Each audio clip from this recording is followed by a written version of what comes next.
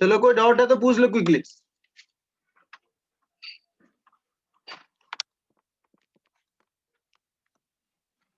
और नहीं है तो हम लोग आगे बढ़ेंगे, ठीक है। देखो कंटिन्यूअस मास डिस्ट्रीब्यूशन का सेंटर ऑफ मास निकालना हम लोग सीख रहे थे। तो सबसे पहले डेफिनेशन देखे थे, तो वही डिस्क्रीट वाले को ही क्या किया गया, तो अप टू इनफाइनाइट सम तक उसको ट्रांसफॉर्म किया गया और बोला गया कि इंटीग्रेशन का जरूरत अपने को जरूरत पड़ेगा, क्योंकि इनफाइनाइट टर्म्स को हम लोग term by term manually add नहीं कर सकते, इसलिए हम लोग इंटीग्रेशन के फॉर्म में उसको कन्वर्ट कर दिया और ये अपने पास आ गया definition integral r dm upon integral d. और इस डेफिनेशन को हम लोग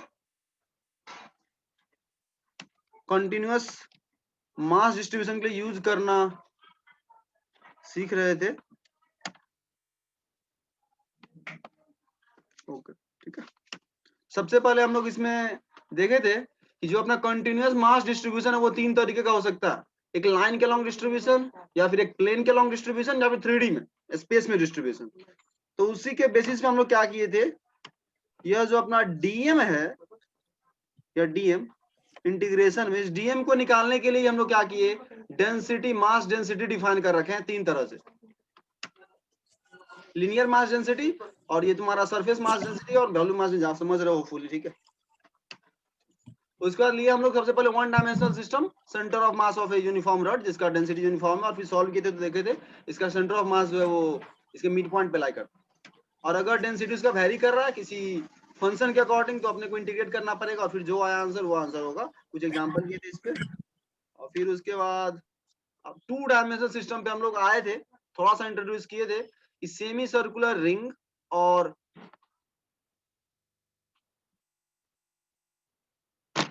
सेमी सर्कुलर डिस्क, इसका सेंटर ऑफ मास कैसे निकाले, दोनों का दोनों टू डायमेंशनल सिस्टम है, इसीलिए इंटीग्रेशन करते वक्त डीएम निकालते वक्त अपने को सरफेस मास डेंसिटी का जरूरत पड़ने वाला सिग्मा का, दोनों ही केस में।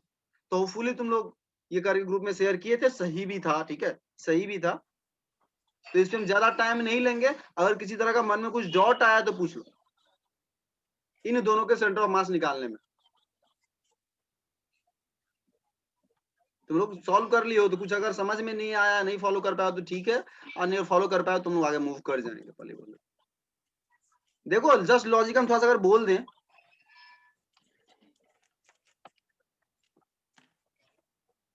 तो इसका लॉजिक कुछ ऐसा था, इस केस में देखो तो सिर्फ इसके पेरीफेरी पे क्या है, सेमी सर्कुलर रिंग में सिर्फ यहाँ पे मास है, छोटा सा इसका हिस्सा आर्क लिए, क्योंकि समझ रहे हो जो भी सेमी सर्कुलर एक तरह का आर्क ही है, उस आर्क का छोटा सा हिस्सा ये कैसे लिए, तो यहां से हम लोग चले गए थीटा पे, और छोटा सा एलिमेंट लिए जो डी थीटा एंगल बना रहा है सेंटर पे, तो वह जो आर्क का लेंथ होगा बताए हुए थे स्टार्टिंग में ही, radius into angle subtended at the centre, R D theta, ये छोटा सा लेंथ हो गया, ये लेंथ है, इसको लीनियर मास डेंसिटी से मल्टीप्लाई कर देंगे तो ये मास आ जाएगा डीएम, लेमडा डीएल हो गया तुम्हारा डीएम इस केस में।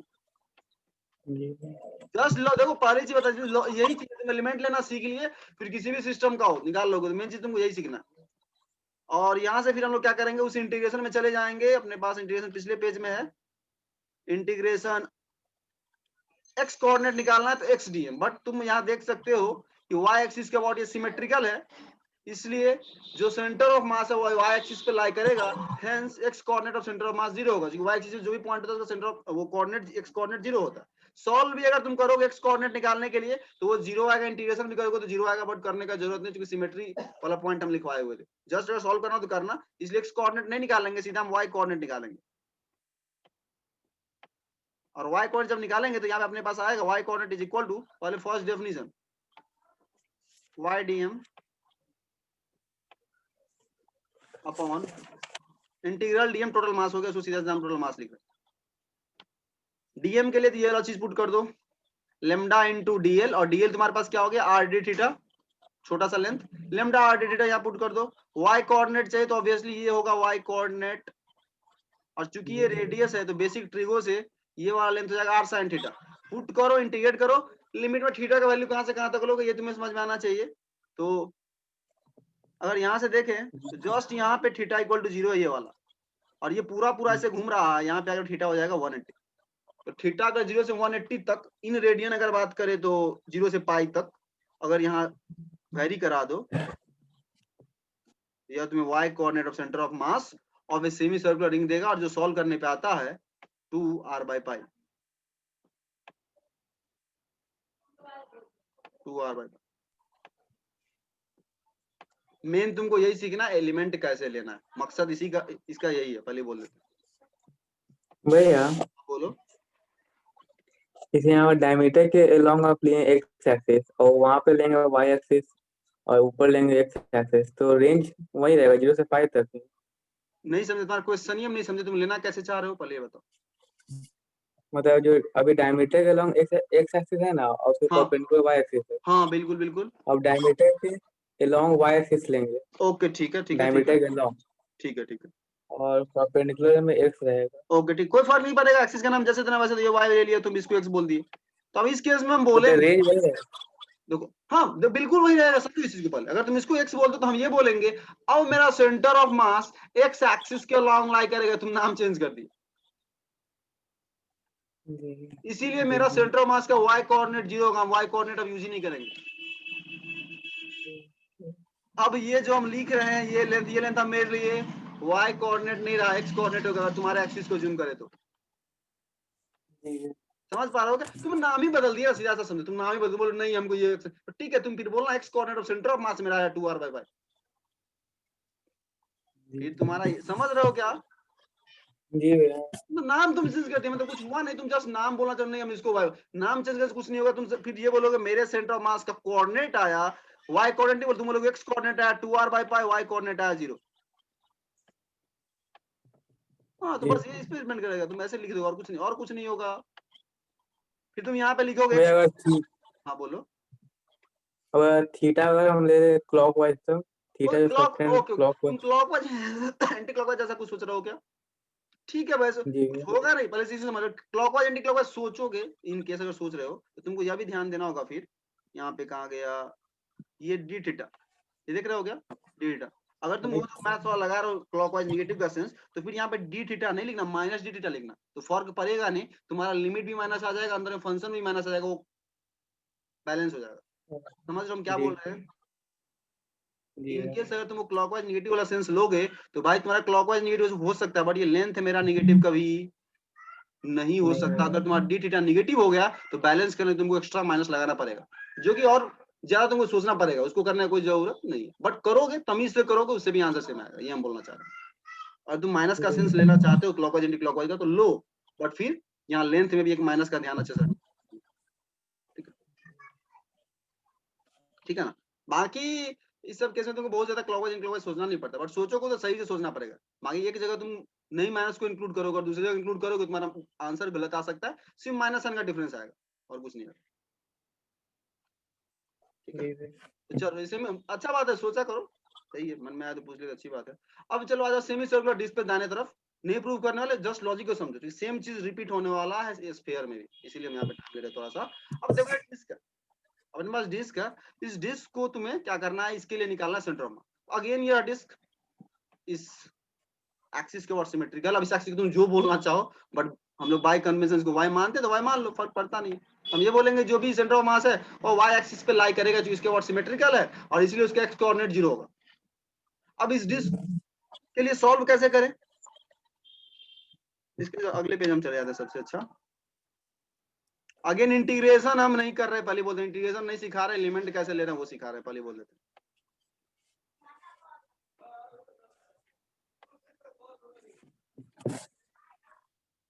अब तुम्हारा मटेरियल पूरा बीच में भरा हुआ है, ये disc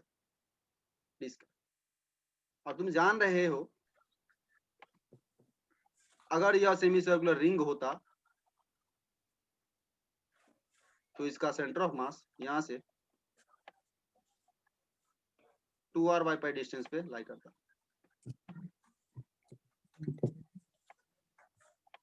where r is the radius of ring, ये तुम्हारा सेंटर ऑफ मास है, इसको हम सी अब लिखा करेंगे सेंटर ऑफ मास, और यह तुम्हारा डिस्क का डिफरेंस क्या है, बीच में भी मटेरियल पड़ा हुआ है। और अब इस केस में तुम क्या यूज करोगे, डीएम के लिए सिग्मा यूज करोगे, तुम बोलोगे dm is equal to sigma into d. अब यह डीए कैसे ले, छोटा सा एरिया कैसे ले, वो तुम्हें समझना, तो जो समझो, तो यार डिस्क को अगर हम ब्रेक करना चाहें तो इनफाइनाइट सेमी सर्कुलर रिंग में ब्रेक कर सकते हैं। एक रिंग, इनफाइनाइट रिंग्स और ज्वाइन करते जाओगे, रिंग पे रिंग, रिंग पे रिंग, रिंग पे रिंग, इनफाइनाइटली रखते जाओगे तो इनफाइनाइट रिंग मिलकर के पूरा क्या हो जाएगा, पूरा पूरा डिस्क बना देगा। तो जो इसमें एलिमेंट ले रहे हैं वो एक छोटा सा रिंग ले रहे हैं और उसी रिंग को रिपीट कर देंगे तो पूरा का पूरा डिस्क बना देगा, पूरा का पूरा डिस्क बना देगा। जैसे सिंपल सा बोले, एक सिक्का पे सिक्का रखते जाओ तो सिलेंडर बन जाता है ना, उसी तरह कुछ वैसा यहाँ पे भी समझ जाओ, उसी तरह कुछ ऐसा ही समझ जाओ यहाँ पे कि तुम रिंग पे रिंग रखते जाओ, रखते जाओ, रखते जाओ, तुम्हारा वो डिस्क बन जाएगा प्लेन में। तो छोटा सा एलिमेंट लिए थे और हम लोग क्या किए वो देखो।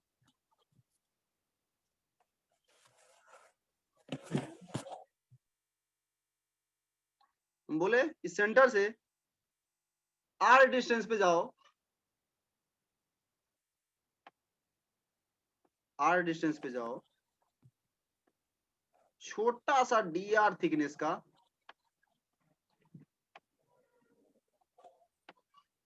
रिंग बनाओ। ऑब्वियसली तुम बोलोगे ऐसा कुछ रिंग बनेगा r रेडियस का और छोटा सा इसका थिकनेस। अब ये वाले रिंग का, या रिंग का dr इतना छोटा है, dr थिकनेस जस्ट ले रहे हो बट बहुत छोटा है, पहले बोल देते। ऐसा ऐसा तुम्हारे पास इनफाइनाइट रिंग्स है और हर रिंग का तुम अपना अपना सेंटर ऑफ मास जान रहे हो कि हर रिंग का जो सेंटर ऑफ मास होगा वो उस रिंग के करस्पॉन्डिंग जो r होगा उसके 2r पे लाई करेगा। तो हम बोल रहे हैं इस पूरे रिंग को छोड़ो सॉल्व करते वक्त, इसका सेंटर ऑफ मास यहाँ से 2r पाई पे है, उस पॉइंट को जस्ट पकड़ो और सिर्फ उस पॉइंट्स के आपस में क्या करो, इंटीग्रेशन करो, खत्म। कुछ वो पॉइंट हम यूज कर रहे हैं, दो अलग अलग ग्रुप से, इस ग्रुप का तुम्हें पता है, इस ग्रुप का तुम्हें पता है, दोनों कंबाइन करने में सिर्फ सेंटर ऑफ मास का यूज करो।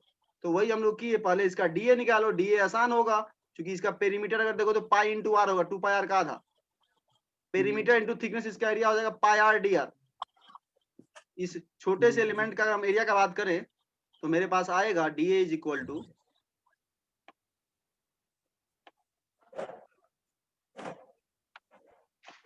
सिग्मा, सॉरी सिग्मा तो मास में चला जाएगा तुम्हारा, सिंपल एरिया चाहिए तो तुम बोलोगे पाई आर इंटू डी आर, बिल्कुल सही। इसी को तुम सिग्मा से मल्टीप्लाई कर दो, पाई आर डी आर को सिग्मा से मल्टीप्लाई कर दो तो तुम्हारा क्या हो जाएगा डीएम। इसी को हम सिग्मा से मल्टीप्लाई कर दी तो हमारा हो गया डीएम, ये हो गया डीएम। और डीएम में क्या लगा दो पीछे वाई कॉर्नर, देख लेना हम लिखना चाह रहे हैं वाई डीएम, इंटीग्रेट करो अपॉन टोटल मास का टेंशन अपने को है नहीं। अब लिमिट देखो तो ऑब्वियस ही बात है, यह आर सेंटर से डिस्टेंस लियो तो 0 से स्टार्ट होगा सेंटर पर, वो मैक्सिमम जब यहाँ पे आएगा तो हो जाएगा वो कैपिटल आर, तो ये 0 और ये कैपिटल आर। अब ये y कैसे लें, तो भाई y का बात करें तो ये पूरे एलिमेंट पे y वैरी कर रहा है, तो अपने को इसका y नहीं लेना है, सिंपल सिंपल इसके सेंटर ऑफ मास का y लेना। और ये सेंटर ऑफ मास कितने पे लाई करता है, पीछे तुम रिंग पर हो उसी को यूज कर रहे हो, 2r बाई पाई। यह जो भी तुम्हारा y है, ये y 2r बाई पाई होगा, पूरा पूरा इंटीग्रेशन स्मॉल r में आ गया, सॉल्व कर लो, आंसर आ जाएगा 4r by 3 pi, 4r by 3 पाई।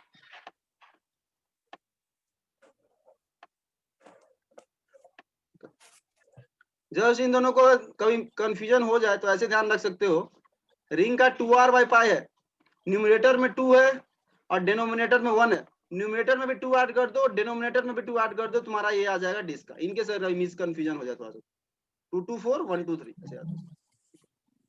तो ये तुम्हारा हो गया रिंग और डिस्क का सेंटर ऑफ मास। अगर कुछ डाउट है तो पूछ सकते हो, इंटीग्रेशन में नहीं, लॉजिक में और कोई डाउट है। चलो ठीक है, फिर हम आगे बढ़ेंगे। अब आते हैं 1 डायमेंशनल में रड देख लिए, 2 डायमेंशनल में सेमी सर्कुलर रिंग और सेमी सर्कुलर डिस्क ले लिए। ऑब्वियसली हम यूनिफॉर्म मास डेंसिटी मान रहे हैं, अगेन बोल रहे हैं ये लॉजिक सीख लो, क्योंकि यहाँ पे अगेन यही क्वेश्चन हम वेरिएबल फंक्शन देके तुमसे पूछ सकते हैं, जो कि जे एडवांस में किया जा चुका है। बहुत इजी क्वेश्चन होता है अगर तुम इसकी लॉजिक को समझ लो। क्या करेगा, तुम्हें सिंपल बोल देगा कि आर के साथ डेंसिटी वेरी कर रहा है इस फंक्शन के अकॉर्डिंग। अब बताओ कहाँ पे सेंटर ऑफ मास करेगा सेमी सर्कुलर डिस्क का, तो नया आंसर आएगा। क्योंकि तुम क्या मान रहे हो यहाँ पे, uniform density sigma equal to, तुम क्या मान रहे हो इस केस में, सीधा सीधा तुम बोल रहे हो सिग्मा मेरा होगा total mass by total area pi are square by 2, uniform mass मानो। बट इसी में हम तुम्हें बोले नहीं भाई सिग्मा ये मत लो, हम तुम्हें सिग्मा का फंक्शन दे रहे हैं, सिग्मा इज इक्वल टू मन करेगा वो साइनसोइडल फंक्शन ही दे देगा, कोई फर्क नहीं पड़ता। साइन सिग्मा इक्वल हम बोल देंगे तुम्हें कि ये कुछ आर के साथ वेरी कर रहा है, ऐसा कुछ आए हुआ इस तरीके से लिख करके आया हुआ है, आर नॉट बाय आए हुआ जेई में इस तरह का क्वेश्चन एडवांस में, आर नॉट और इनटू कुछ मुझे देगा जो गरीब मतलब वो कुछ लिख के दे देगा ऐसा कुछ, आर नॉट आर स्क्वायर, तो कुछ नहीं करना है तुम्हें यहाँ पे, सिग्मा की जगह जस्ट वो पुट कर देना है, इंटीग्रेशन का जस्ट एक्सप्रेशन बदलेगा, उसके अनुसार से नया आंसर आएगा। तो बेसिक तुम्हें पता होना चाहिए, इसलिए हम इस पर टाइम ले रहे और कुछ नहीं। और स्टैंडर्ड होगा यूनिफॉर्म मोस्टली, तो उसका तो तुम्हें याद ही होना चाहिए 2r/5 4r/3, ठीक है। इस तरीके का फंक्शन देकर के एक आध बार नीट में भी आएगा, पहले बोलते एक आध बार नीट में भी आया हुआ, सिंपल फंक्शन देकर आया हुआ नीट में भी आया हुआ। चलो ठीक है, हम आगे बढ़ते हैं। अब आते हैं 3 डायमेंशनल सिस्टम पे। 1 डायमेंशनल में रॉड पढ़ लिए, 2 डायमेंशनल में semi circular ring and semi circular disc, semi circular ring का एक्सटेंशन है सेमी सर्कुलर डिस्क। सिमिलरली अपने पास अब आने वाला है हेमिस्फीयर लेना है अपने को, हेमिस्फीयर। अब हेमिस्फीयर एक हॉलो होगा एक सॉलिड होगा, तो हॉलो स्फीयर पहले करेंगे और उसी का यूज करके हम लोग सॉलिड हेमिस्फीयर पे जाएंगे। यहाँ पे अपना डिस्कशन होने वाला है, तो कुछ centre of mass of A hollow hemisphere,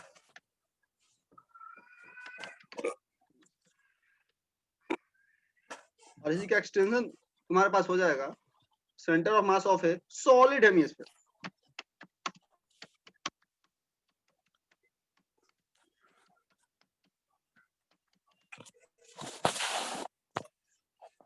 पहले तो इन दोनों का मतलब समझ ले कि हॉलो हेमिस्फीयर क्या है और सॉलिड हेमिस्फीयर क्या है, और फिर दोनों स्फीयर तो जानते हो, वैसे जानते भी होगे इसका मतलब।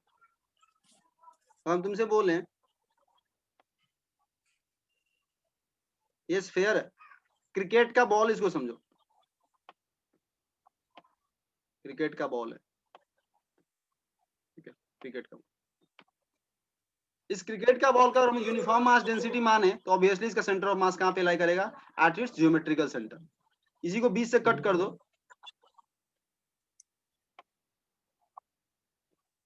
ऊपर वाला पार्ट या छोटा नीचे वाला पार्ट ले लो, कोई भी अपर हाफ या लोअर हाफ ले लो, तो वह तुम्हारा हो जाएगा उसका आधा हेमिस्फीयर। अब इस हेमिस्फीयर में अंदर में कुछ नहीं है, खोखला है अगर, तो बोलेंगे हॉलो हेमिस्फीयर, और अगर अंदर मटेरियल भरा हुआ है पूरा का पूरा, तो बोलेंगे सॉलिड हेमिस्फीयर। तो दोनों का डायग्राम सेम है बट मास डिस्ट्रीब्यूशन डिफरेंट। कुछ रिंग और डिस्क जैसा है, रिंग में सिर्फ बाउंड्री पे, तो उस तरह समझो सिर्फ बाउंड्री पे मटेरियल है तो हॉलो हो गया, और अंदर में कुछ नहीं, और अंदर में पूरा पूरा डिस्ट्रीब्यूटेड है मास, तो बोलेंगे सॉलिड हेमिस्फीयर। सीधा लिख के हेमिस्फीयर तो उसको सॉलिड ही लेके चलना है, हॉलो जनरली बोल के आता है, लिख लो और नहीं पता है तो सीधा हेमिस्फीयर लिखा, मतलब समझना कि उसमें अंदर में पूरा मटेरियल भरा हुआ, वो खाली नहीं है। हॉलो होगा तो वो बोल देगा क्वेश्चन में कहा हॉलो है, वैसे जनरली वो बोल देता है, सॉलिड होता है तो सॉलिड भी बोल देता है, बट कभी कभार ऐसा आया हुआ कुछ नहीं बोलता, सीधा बोलेगा हेमिस्फीयर, मतलब solid hemisphere he by default हम सॉलिड ही लेके चलते हैं, नहीं मेंशन है क्वेश्चन। अपने को इसके लिए निकालना है सेंटर ऑफ मास, ठीक है, सेंटर ऑफ मास तो कैसे निकालते हैं वो देखो।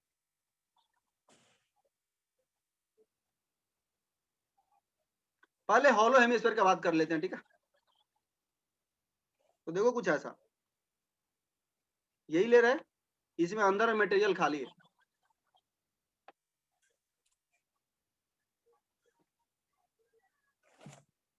देखो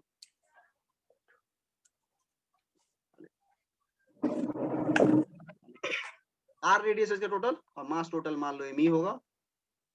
3 डायमेंशनल सिस्टम है तो इसको में हम लोग क्या यूज करने वाले हैं, ओके ओके। हॉलो हेमिस्फीयर में क्या यूज करोगे, सिग्मा या रो, तुम लोग बताओ क्या यूज करोगे, सिग्मा करेंगे, क्योंकि सिर्फ बाउंड्री पे पड़ा हुआ है मटेरियल, अंदर में कुछ वॉल्यूम में कुछ है नहीं, तो सिर्फ सिग्मा से ही काम चल जाएगा। सॉलिड में जब आएंगे तो अंदर में मटेरियल भरा हुआ है, इसलिए तुम्हें वहां पे डीवी का कंसेप्ट डेवलप करना पड़ेगा और तुमको फिर जाना पड़ेगा रो से। समझ रहे हो? जी सही बोल रहे हैं ना यार? हाँ सही बोल रहे हैं। हाँ सही बोल रहे हैं। जी सही बोल रहे हैं ना? जी भैया। जस्ट एक बार देख लो, अगर तुम्हारा जेसीबी का बुक हो तो कन्फर्म होने सिग्मा से ही काम चल जाना चाहिए वैसे। अभी सिग्मा दिया हुआ है। तो चलो देखो अब क्या कर रहे हैं।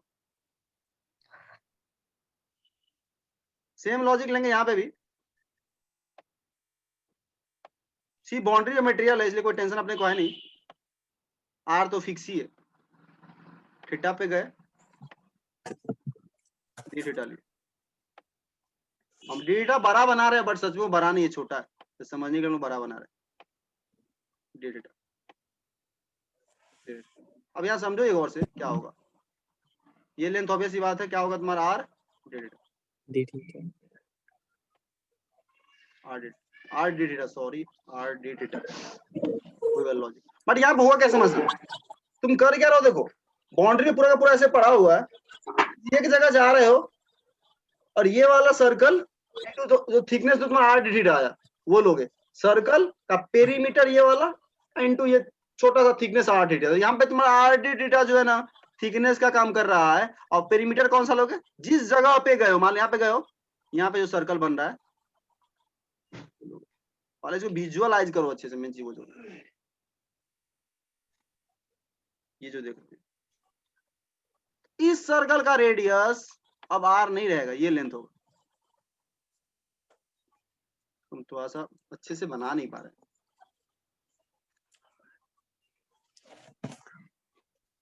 मतलब हम कुछ ऐसा बोल रहे हैं, उसको वापस हम ड्रॉ करें।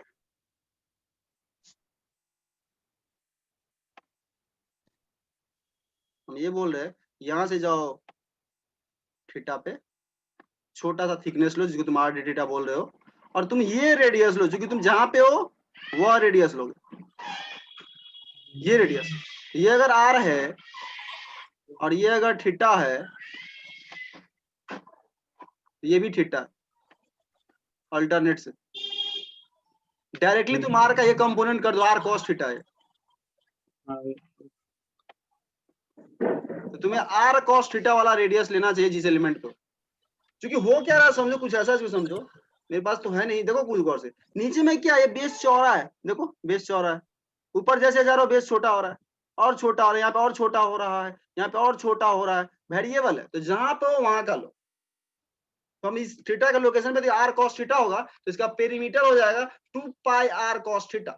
2 पाई इंटू रेडियस, और रेडियस जो वेरिएबल है आर कॉस थीटा, तो वो हो गया पेरीमीटर इंटू छोटा सा थिकनेस ले लिया आर डी थीटा, तो अपना छोटा सा एरिया आ गया। छोटा सा एरिया को सिग्मा से मल्टीप्लाई कर देंगे, छोटा सा मास आ गया।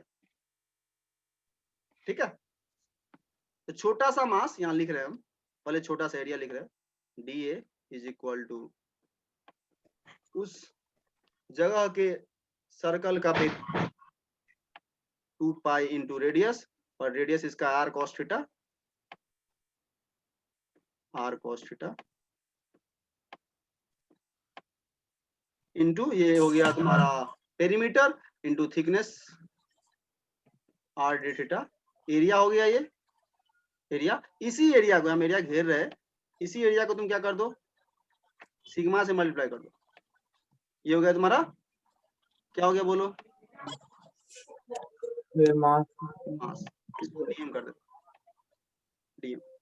इसी डीएम को फिर क्या करो तुम, y से मल्टीप्लाई करो। y तुम्हें चाहिए मतलब कौन सा कोऑर्डिनेट चाहिए, ये वाला कोऑर्डिनेट।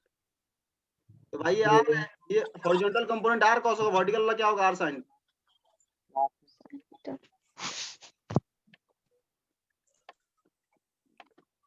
आर साइन यहाँ लिख दोगे तुम, कहाँ गया ये y कोऑर्डिनेट, यहाँ पे डालोगे आर साइन थीटा।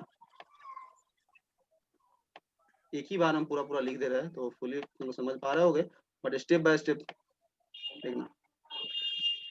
ये पेरीमीटर छोटा सा thickness area into mass density की है, तो वो छोटा सा मास इंटू उसका y कोऑर्डिनेट, इंटीग्रेट कर दिए। इंटीग्रेट कर दो, गौर से देखो, थीटा 0 होगा इस लाइन पे, चलो जीरो है तो खुद से तुम देखो r इंटू कॉस जीरो कितना होगा r, और सच में यहाँ पे रेडियस तुम्हारा r भी है, देख पा रहे हो तो, और यही r क्या हो रहा है, ऊपर जाके धीरे धीरे घट रहा है, टॉप पे सबसे छोटा हो जा रहा है, 90 पे जाकर r cos 90 जीरो हो जा रहा है। यहाँ पे अगर आओगे एग्जैक्टली तो तुम्हारा रेडियस है ही नहीं, r cos 90 जीरो।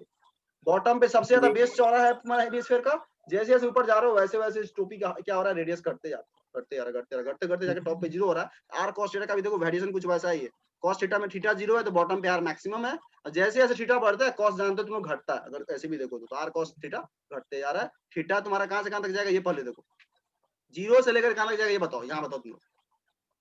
I/2 तो क्यों जा रहा है, 1 तो क्यों नहीं जा रहा है, क्योंकि तुम एक ही साथ क्या कर रहे हो, जब यहाँ पे हो तो इधर का भी ले लो इधर का भी ले रहे हो, इसीलिए यहाँ पे 0 से 180 तक नहीं जा रहे हैं, जस्ट 90 तक ही जा रहे हैं, क्योंकि जब राइट वाला ले रहे हैं तो उसके करस्पॉन्डिंग लेफ्ट वाला भी मेरे उस रिंग में आ जा रहा है, इसीलिए 0 से लेकर 90 तक ही वेरी कराएंगे। जी 0 से लेकर 90 डिग्री हम लिख रहे हैं, π/2 भी लिख सकते हो, π/2 लिख कर समझ ही पा रहे हो। अपॉन में टोटल मास, अब ये इंटीग्रेशन हो सकता है खास करके उसके लिए मनीषा के लिए बोले तो हो सकता है उसको प्रॉब्लम हो कि साइन और कॉस का प्रोडक्ट आ रहा है तो उसको थोड़ा सा साइन 2 थीटा में बदलना पड़ेगा, और फिर जो सॉल्व करोगे तो कितना आता है बोलो क्विकली, r/2 आता है, r/2 मतलब कि हाइट क्या था, r/2 पे अप्लाई करेगा। अब ये इंटीग्रेशन से मत डरना, पहले इंटीग्रेशन कैसे बनाएगा वो देखना, बाकी इंटीग्रेशन कैसे सॉल्व होता है वो आसान गेम है, अलग से अगर ये करना डिस्कस तो हम लोग कर लेंगे, कोई दिक्कत नहीं, अगर किसी को प्रॉब्लम हो तो ये r/2 आ गया, मतलब तुम्हारा ये कंक्लूजन निकला कि अगर ये हॉलो हेमिस्फीयर हो, अंदर में कुछ नहीं है, तो सीधा सीधा इसके सेंटर से ये पूरा तो होता है r/r, ये पूरा कितना होगा r, इसके पूरे बीचों बीच r/2 पे लाई करेगा centre of mass, centre of mass मारिए r/2 पे लाई करेगा, बस ये डायग्राम बना लो, ठीक है।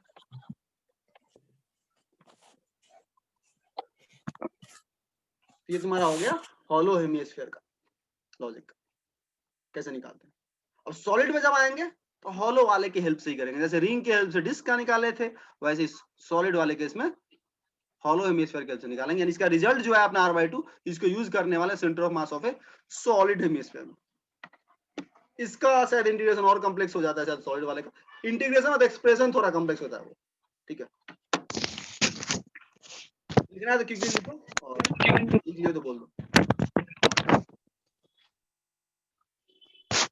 बुक्स में डायग्राम देखना, इनके से मैं डायग्राम क्लियर नहीं हो पा रहा हो तो बुक्स में देखना डायग्राम, ठीक है, और फिर वापस से भी डिस्कस कर सकते हो, इनके से अगर कोई प्रॉब्लम आए तो कोई दिक्कत नहीं।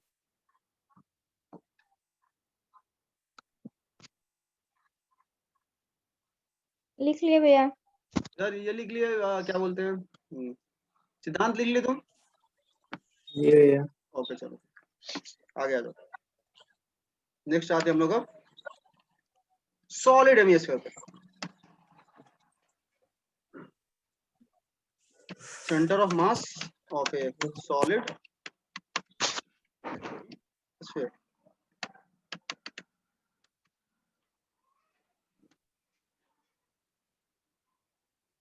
अगेन फिगर वही बनाएंगे,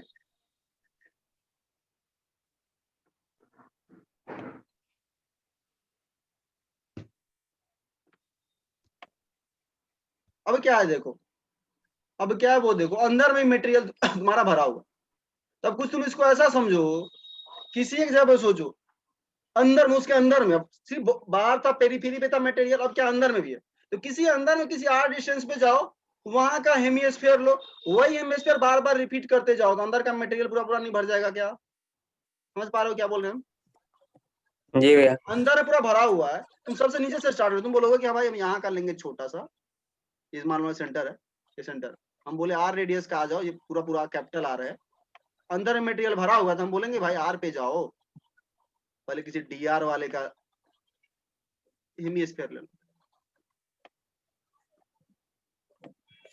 और इस आर को वेरी कराते जाओ, तुम्हारा मटेरियल अंदर से लेकर बाहर तक का पूरा कवर हो जाएगा। यार जैसे जैसे बढ़ेगा वैसे वैसे ये भी रीजन आ जाएगा, तुम्हारा कवर हो जाएगा, ये भी कवर हो जाएगा, ये भी कवर हो जाएगा, ये भी कवर हो जाएगा, पूरा का पूरा सॉलिड मटेरियल कवर हो जाएगा, बस यही है। अब तुम जान रहे हो ये तुम्हारा छोटा सा क्या है,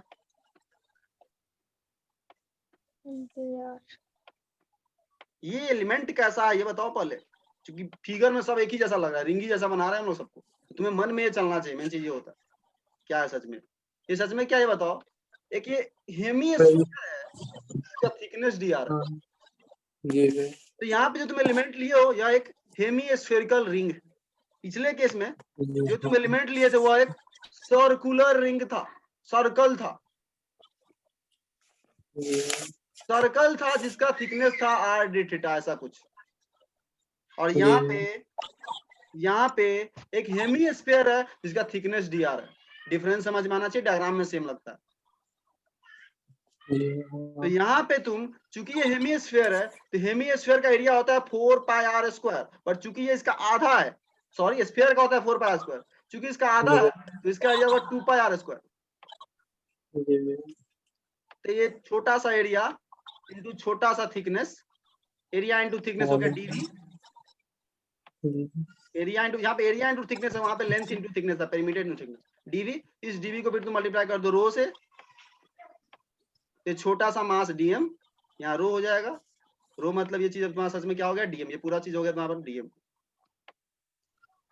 छोटा सा मास।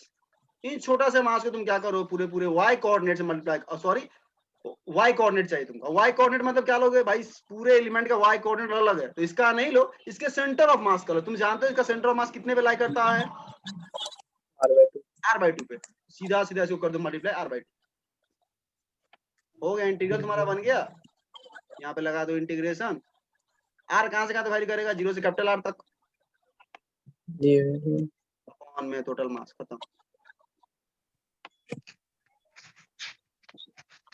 और फिर तुम इसको आंसर निकालना, कितना आता है आंसर बताओ, 3r/8। ये सब तुमको याद ही हो जाना चाहिए, पहली बात तो ये समझ लो।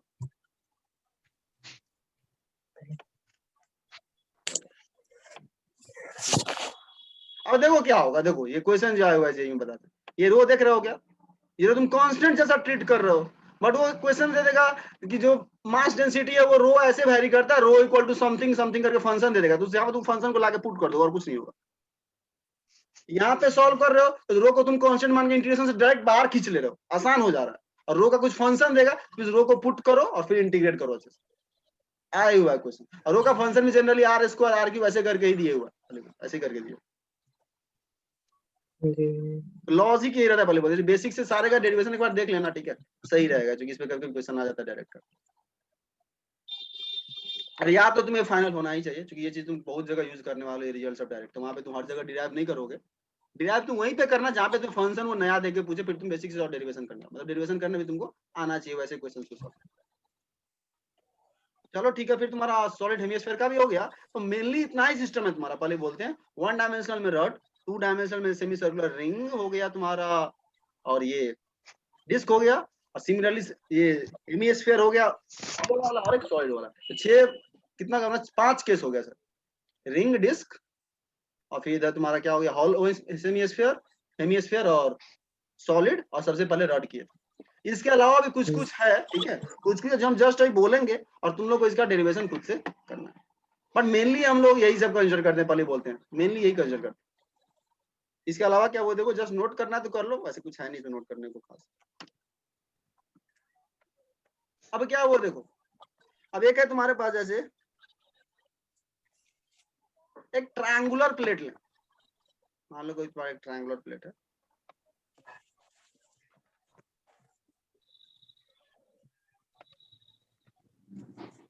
ट्रायंगल का शेप क्या मतलब, तुम ऐसे ले रहे थे सेमी क्या बोलते हैं उसको, सेमी सर्कुलर प्लेट ले रहे थे तो डिस्क बोल रहे थे, या तो ट्रायंगुलर प्लेट जैसा कुछ है, ठीक है। इसका तुम्हें निकालना है सेंटर ऑफ मास, इसका तुम्हें निकालना है सेंटर ऑफ मास, ठीक है। इस प्लेट का जो हाइट है, मतलब कुछ ऐसा अल्टीट्यूड जिसको बोल लो मैथमेटिकली, ये जो है तुम्हारा, ये तुम्हारा एच हाइट है टोटल, एच। बताना है सेंटर ऑफ मास बॉटम से कितने हाइट पे लाई करेगा, करना घर पे ट्राई, ठीक है। ऑब्वियसली इसमें भी तुम सिग्मा यूज करोगे, क्योंकि ट्रायंगल है, प्लेन में डिस्ट्रीब्यूटेड एरिया है, तो सिग्मा यूज करोगे, ठीक है। और कुछ भी इसमें दिया है क्या इन्फॉर्मेशन, कुछ भी और कुछ देर का इन्फॉर्मेशन देख लो, जस्ट लिख देते हैं यहाँ पे। इस बेस को ये दे रखा है 2r, ये सब तुम्हें याद नहीं करना है, तुम्हें यह चीज सब मतलब निकालते कैसे वो सीख लेना, बात खत्म। कुछ भी दे निकाल लोगे खर्चा इंटीग्रेट कर,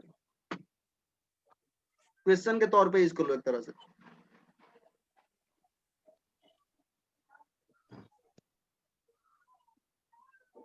ठीक है, इसका सेंटर ऑफ मास निकालना, ये तुम लोग का होमवर्क है घर पे। एक और लिख लो,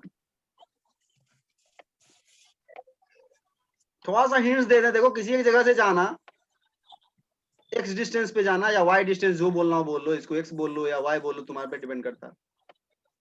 छोटा सा लेना, यह एक रड जैसा बिहेव करेगा, अगर समझ पा रहे हो तो। और रड का जानते हो centre of mass mid point पे लाई करता है, और एक्स को वैरी करा देना कहां से कहां तक, 0 से लेकर आंसर आ जाएगा। बाकी और कुछ भी आइडिया तो लगा सकते हो, कुछ ऐसा नहीं। बस तुम्हारा आइडिया मतलब ऐसा होना चाहिए कि पूरा का पूरा तुम्हारा प्लेट कवर हो जाए, ऐसा कुछ आइडिया लगाना होता है। लॉजिकली सही होगा, आंसर आएगा कैसे भी करो। उसका एक ले लो, एक और था कुछ, सॉलिड कोन है मेरे पास, लिख लेना, ये ट्रायंगुलर प्लेट है, अरे हमारे पास सॉलिड कोन है। जनरली ये सब शेप पे क्वेश्चन आता नहीं है एग्जाम वगैरह में, मेनली वही सब आता है, और जस्ट प्रैक्टिस के लिए कर सकते। कोन आर रेडियस,